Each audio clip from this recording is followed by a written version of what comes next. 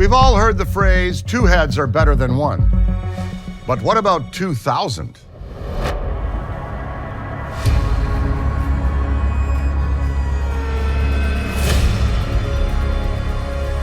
The ancient city of Abydos is one of the most significant locations of all ancient Egypt. The first things we find in Abydos dates back to 3500 BC. That's over 5,500 years ago. It's a massive, sprawling temple compound. It is used in part for burial, including of First Dynasty rulers. But there's all kinds of symbology that run through the complex that we modern Westerners do not understand. Much of the site remains a mystery until an unbelievable discovery is made in 2023 by a team from New York University. So this team is digging, gingerly brushing away at sand, and they find these pieces of what ends up becoming the skull of a ram. Curiously, the ram skull has been mummified and deliberately placed here for burial.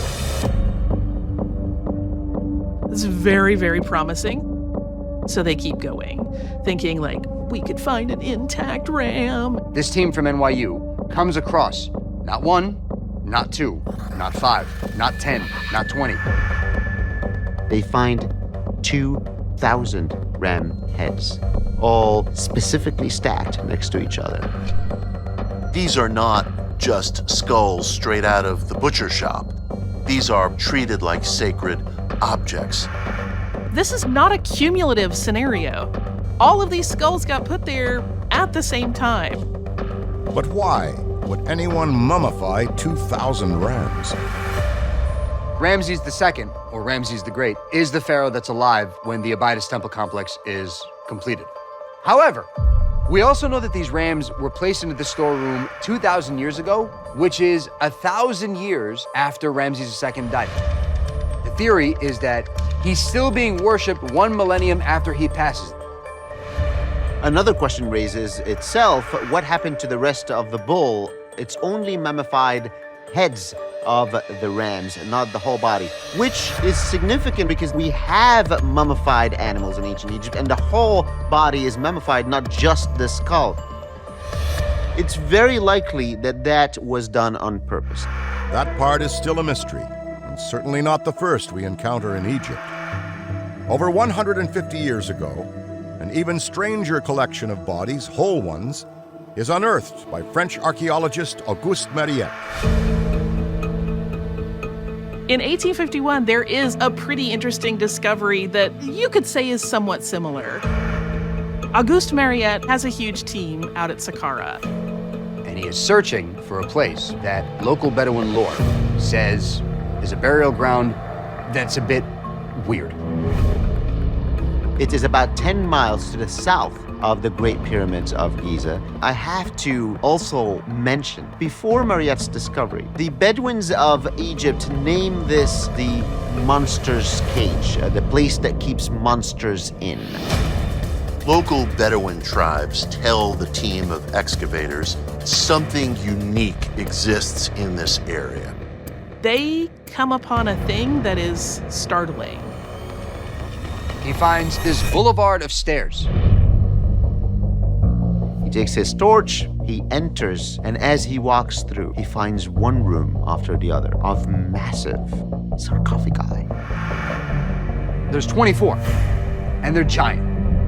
12 feet by 6 feet by 6 feet, 40,000-pound lids.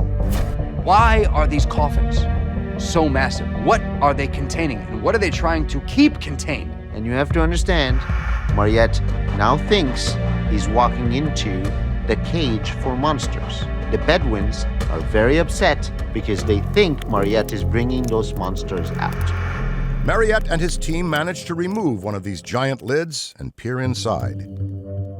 They find a full mummy of an Apis bull. We're talking a 1,300-pound bull. Massive animal. Bulls are extremely important to the ancient Egyptians. They are understood as mediators between the individual and the gods. In the same way, some Westerners today understand saints as mediators to the holy. These Apis bulls are sacrificed starting about 3000 BCE. It's part of an elaborate religious ritual that takes place at key astrological times across centuries. Each of these sarcophagi has an inscription on the side that specifically reads in ancient Egyptian hieroglyphs, "This is where the Apis bull stays." Hence, the Bedouins calling it the monster's cage. To Mariette's surprise, not all the bulls are left to rest in peace. Mariette finds one sarcophagus that is broken through. It's unclear, is it the monster that broke out or someone broke in to steal what's inside the sarcophagus? It is another mystery. So you dug yourself into another mystery while trying to solve your first one. That's the life of an archaeologist.